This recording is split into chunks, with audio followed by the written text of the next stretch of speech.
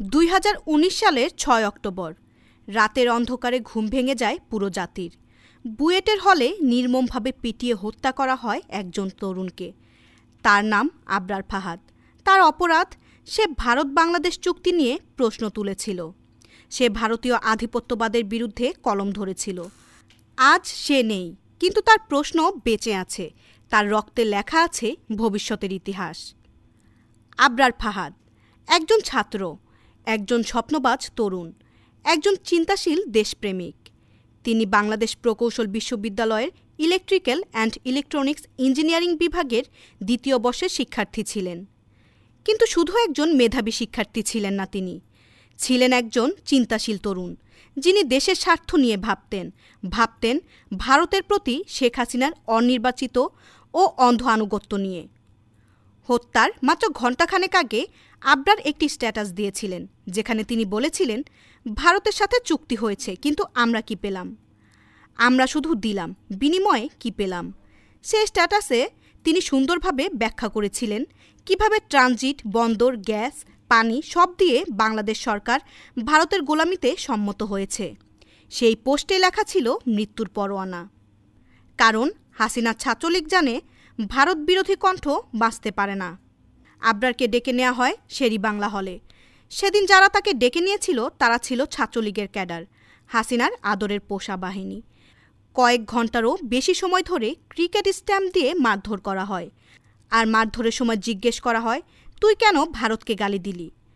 তাকে মেরে ফেলা হয়, যেন দেশের মাটিতে আর কেউ ভারতকে প্রশ্ন না তোলে। এটা কোনো ঝগড়া ছিল না, এটা ছিল একটা রাজনৈতিক হত্যাকাণ্ড, ছাত্রলীগের হাত দিয়ে ভারতের জন্য। একজন দেশের তরুণকে প্রকাশ্যে ছাত্রলীগের ক্যাডাররা পিটিয়ে মেরে ফেলল। কিন্তু শেখ হাসিনা কোনো দিনও একবার বলেনি ভারত বিরোধী মত প্রকাশ করায় কেউ মরবে না। কারণ তিনি জানেন এই হত্যাকাণ্ডে তিনি নীরব থেকেছেন, মানে সম্মতি দিয়েছেন। আবরারকে হত্যা করে ভারতকে দেখানো হয়েছে, দেখো যারা তোমার বিরুদ্ধে যাবে তারা বাঁচবে না। হাসিনা সরকার দিল্লিকে দেখাতে চায় সে কতটা অনুগত। ভারতের সঙ্গে বাংলাদেশের সম্পর্ক বন্ধুত্বপূর্ণ নয়, এটি একতরফা শোষণের সম্পর্ক।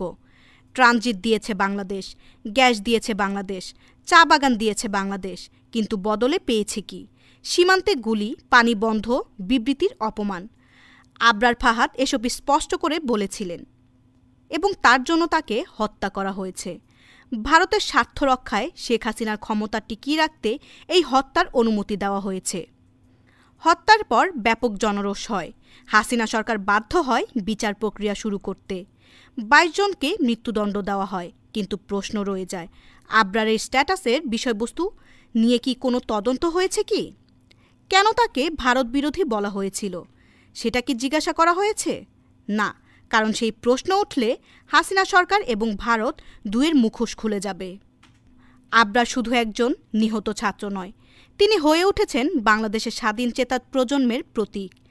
তার রক্তে লেখা হয়েছে একটি বার্তা, ভারতের বিরুদ্ধে প্রতিবাদ করলেই মরতে হয়। কিন্তু সেই ভয়ই আজ ভেঙে পড়ছে। তার মৃত্যুই জন্ম দিচ্ছে আরও হাজার আবরারকে, যারা আর মুখ বুজে থাকবে না। ইতিহাস একদিন লিখবে আবরার ফাহাদ ভারতের বিরুদ্ধে কলম ধরেছিল, আর শেখ হাসিনার ছাত্রলীগ তাকে মেরে ফেলেছিল। ইতিহাস একদিন জবাব চাইবে, কারা এই হত্যাকাণ্ডের আদেশদাতা ছিল, কে দিলেন ম্যান্ডেট, কে জানতেন আগেই, আর কে চুপ ছিলেন জেনেও। সেই দিন আসবেই যখন রাষ্ট্রীয় হত্যা আর ঢেকে রাখা যাবে না। আবরার নেই, কিন্তু তার লেখা বেঁচে আছে।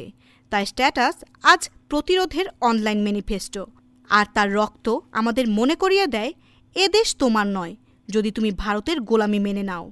আবরার ফাহাদ, তুমি শহীদ, তুমি চেতনা, তুমি আগুন।